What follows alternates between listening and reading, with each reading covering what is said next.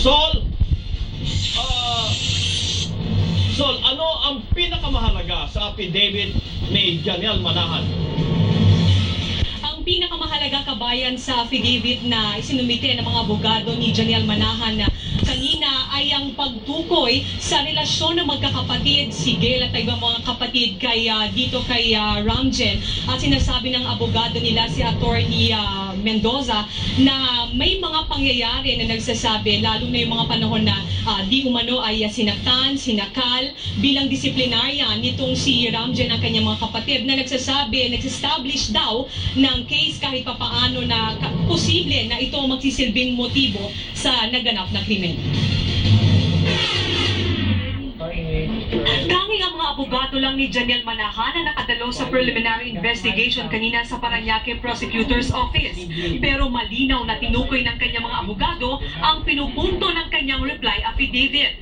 Ramjen is a strict disciplinarian who at some point during several confrontations with each of the some of the brothers or sisters had hit, sinaktan, tinutukan, sinakal ang mga kapatid, which will establish that this is the motive for the siblings to have conspired to kill him. Batay sa reply affidavit ni Janelle, isinalaysay niya na sa loob daw ng 5 taon ng kanilang relasyon ni Ramjen, may personal siyang kaalaman sa mga pangyayari sa bahay ng mga Bautista na posible.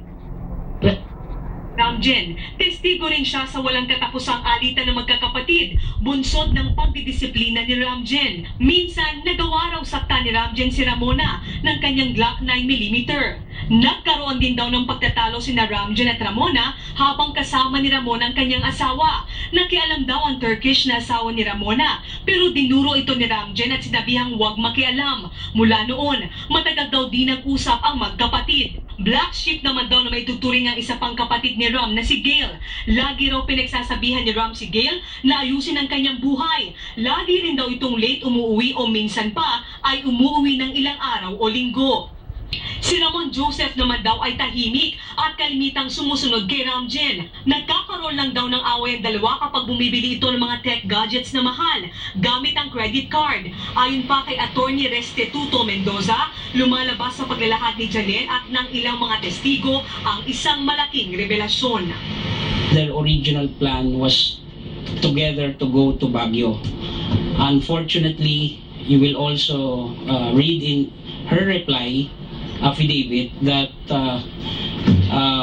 they were surprised that Janelle survived the incident and was able to secure help from the police and the ambulance.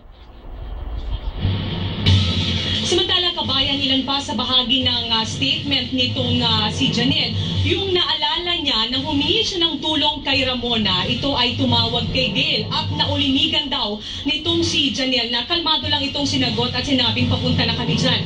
Ang isa pang naalala niya at inilagay niya sa kanyang statement na magkita-kita raw magkakapatid sa ospital matapos nga mangyari ang krimen, ay wala raw umiyak sa magkakapatid at natandaan din niya na wala siyang narinig na anumang putok maliban lamang nang maramdaman na niya na may tama siya ng bala sa kanyang balikat. At ayon pa nga dito sa abogado ni Janelle na si Attorney Restituto Mendoza, lumalabas daw batay sa salaysay nitong si Janelle na tinulungan umano nitong si Ramona ang mga saladin na makapasok sa bahay kung saan naganap ang krimen. Balik sa iyo, kabayan.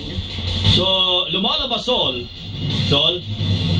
lumalabas, kabayan, lumalabas na kung napatay si Janelle, mababago ang takbo ng mga istorya.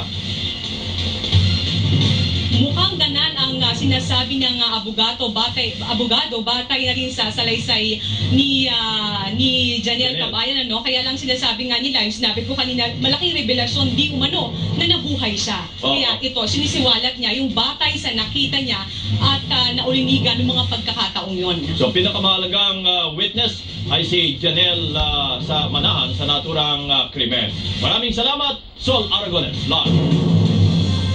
Back-to-back exclusives, modus umano ng kumpanyang nagtatapon ng untreated empleyado.